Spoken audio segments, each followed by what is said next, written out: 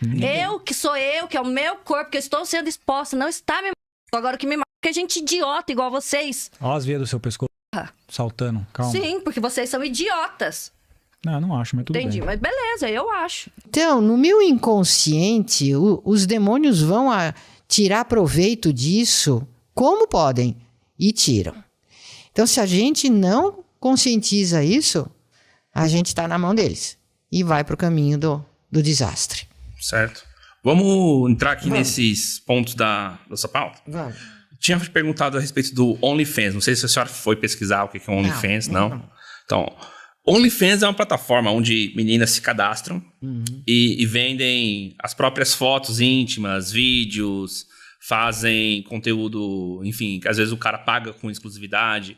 Por exemplo, escreve meu nome, entendeu? Na parte do corpo, essas coisas.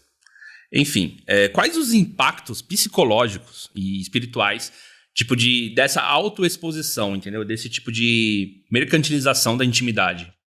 Desastroso. Porque isso é uma coisa nova, né? Então, assim... Júnior, isso é desastroso, Júnior. Porque a menina, ela pode até estar achando que aquilo é um barato, uma boa, vai ganhar algum dinheiro, ela está sendo admirada, apreciada, mas é desastroso, porque aí vamos voltar àquele assunto que eu falei há pouco, isso vai totalmente contra a essência dela. É uma existência que detona a essência dela. E detonando a essência dela, ela começa com sintomas neuróticos.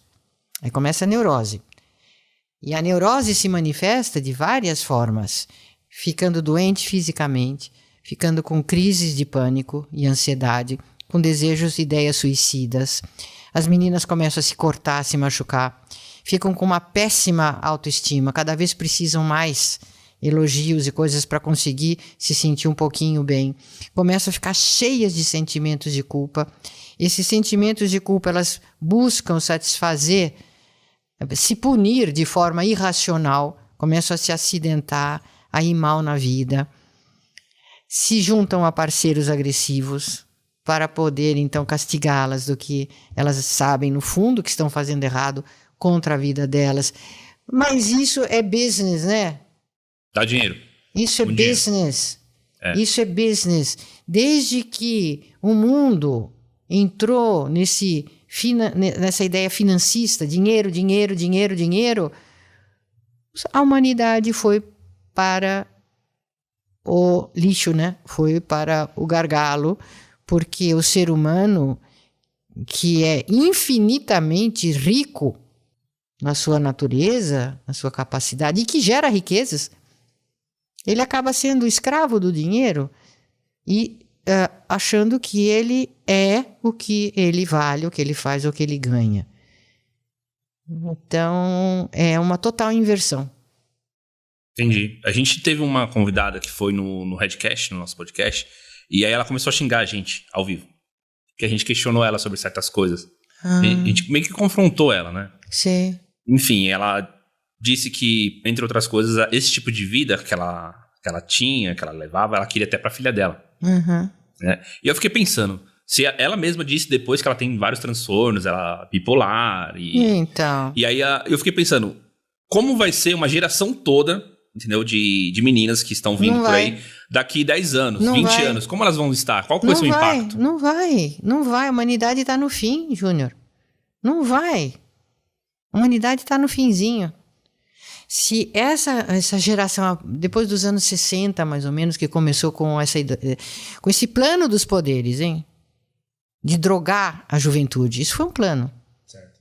Foi um plano desenvolvido de drogar a juventude, os intelectuais e os artistas, para parar de pensar e serem obedientes totais. Não questiona, não pensa, obedece. A partir dessa geração, esses obedientes começaram a ser obedientes inúteis. Porque antes eles eram úteis para a sociedade.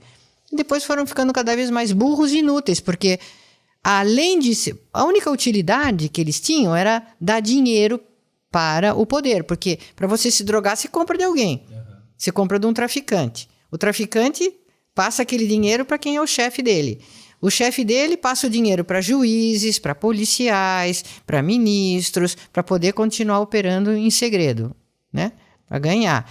Então, uma rede econômica foi criada no mundo para fazer a juventude, os artistas... Quem não está contente com o sistema, se droga, você vai ter sua consciência aberta. E é justamente o contrário. Aí fecha a consciência, para de questionar, fica fora do mundo e dando dinheiro para eles. Então, essa geração deu esses governantes que a gente tem hoje. No mundo todo. A internet também é uma droga? Também. Vicia. Total. Total, porque é uma fantasia. A pessoa faz de conta na internet. Tudo é o mundo do faz de conta. Na internet, você realiza essa teomania de achar que você tem controle sobre a vida. Você até muda a tua cara, você faz tudo lá na internet. Isso é verdade. Existe um negócio chamado filtro do Instagram. Isso, tem tudo lá. Você imagina, você Qualquer finge. menina pode virar uma modelo. Isso. Então, é o mundo do faz de conta. Então, Júnior, nós estamos pertinho do fim. Acredito. Pertinho do fim. E porque tudo isso foi planejado. Planejado por esses poderes do mal que estão ligados a poderes espirituais do mal. Agora, essa moça, essa senhora, por exemplo, que foi lá, mulher, não sei, dá pena, muita pena, porque ela defende uma coisa que ela própria é contra. E ela não sabe direito. Então, tinha um psicanalista inglês, o Wilfred Bion, que ele dizia: nada é mais desesperante para uma pessoa do que ela ver o outro falar uma coisa que ela pensa e não admite que pensa. Então, se você questionou o que ela estava fazendo e era algo que ela própria se questiona, mas não quer saber o resultado do questionamento. Então, é uma briga interna que ela tem, por isso que ela estourou. Eu não sei quem é, mas a pessoa estoura quando acontece isso. Quando o outro toca ali, pim, numa coisa que ela mesma pensa sobre, por exemplo, aí no caso, ela própria está triste, chateada de ter escolhido isso, só que ela acha que ela não tem saída, de certo. Está enganada, os demônios estão enganando a cabeça dela. Vamos dizer assim... existe, Júnior, uma supervalorização da libido, né, das questões sexuais na humanidade. Uma super fantasia a respeito disso. Porque a vida sexual, ela é muito pobre, limitada. O que atrai a pessoa nisso é a fantasia que ela põe nisso. Porque o sexo é instintivo. No ser humano, ele faz uma supervalorização do sexo, certo, quando, na verdade, o que satisfaz a ele são outras coisas que não são sensoriais. O sexo não é suficiente para satisfazer a vida de uma pessoa, para fazê-la feliz. Não é. Há milênios que não é. Por isso que troca, e troca, e troca, e troca. Será que é com esse, com aquele? Porque instinto é instinto. É uma coisa animal. Não tem como saciar. Não tem, porque não satisfaz. Assim a comida, a droga, o dinheiro. Sempre precisa mais. São questões que viciam. Precisa mais. Porque não satisfaz. Por que não satisfaz? Porque a nossa natureza, o nosso ser, não é uma natureza animal. Mesmo porque o animal também não fica em vida instintiva todo o tempo. Ele dá os passeios, ele se descansa, ele segue a natureza. Mas por que o ser humano dá tanto valor a sexo? Por quê? Se, na verdade, o que faz ele feliz não é o sexo, absolutamente. Por isso que ele está cada vez mais infeliz, ele precisa sempre mais, de outras formas, etc, etc, etc. Então, aí a gente vê a questão inconsciente e a manipulação, a estimulação de uma doença, que isso já é uma doença no ser humano, a humanidade está doente, e que foi, em grande parte, infelizmente, começado pelas teorias sexuais da neurose. Os primeiros psicanalistas ainda eram mais discretos, mas depois vieram os sexólogos e que colocaram isso em grande importância.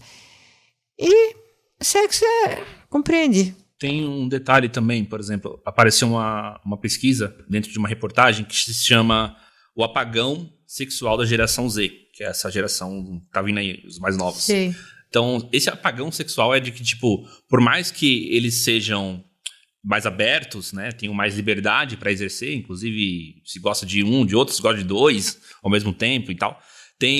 Ao mesmo tempo, cada vez mais eles consomem esse tipo de conteúdo, produzem esse tipo de dancinha, mas eles se tornam mais infelizes, frustrados e nem praticam tanto assim a questão sexual. Que enjoa. É sabido na literatura, no estudo psiquiátrico, psicanalítico, que geralmente as mulheres ninfômanas são as mais frias, sexualmente frias. Então elas têm um comportamento mais de máscara.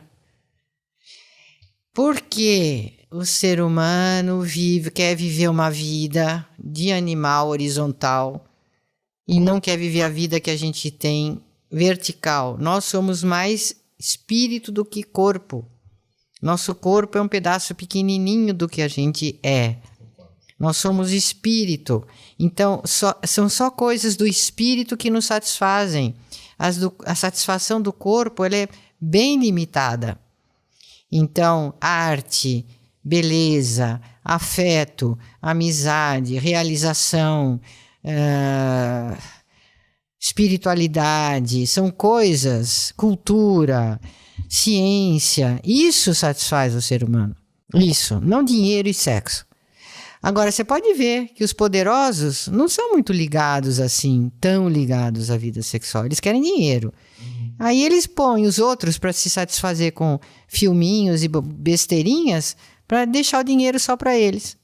Isso é verdade. Embora você tenha dito que ninguém se satisfaz por dinheiro e sexo, se você fizer uma pesquisa hoje em dia, eu acho que a maioria das pessoas querem as duas coisas. Não tem muito... A pessoa, se você tiver muito dinheiro e sexo à vontade, o que sobra para você? Aí a pessoa, talvez viajar, entendeu? Talvez isso. Talvez conhecer gente famosa, mas... E aí é o vácuo existencial. E aí começa remédio, insatisfação, crise de pânico, ansiedade. Isso tem aumentado também. Mas tem que ser. Tem que ser. Se a pessoa está vivendo uma vida que não tem nada a ver com a natureza dela, tem que ser. É que nem um gato querer ser cachorro. Um cachorro querer ser bode. E assim por diante.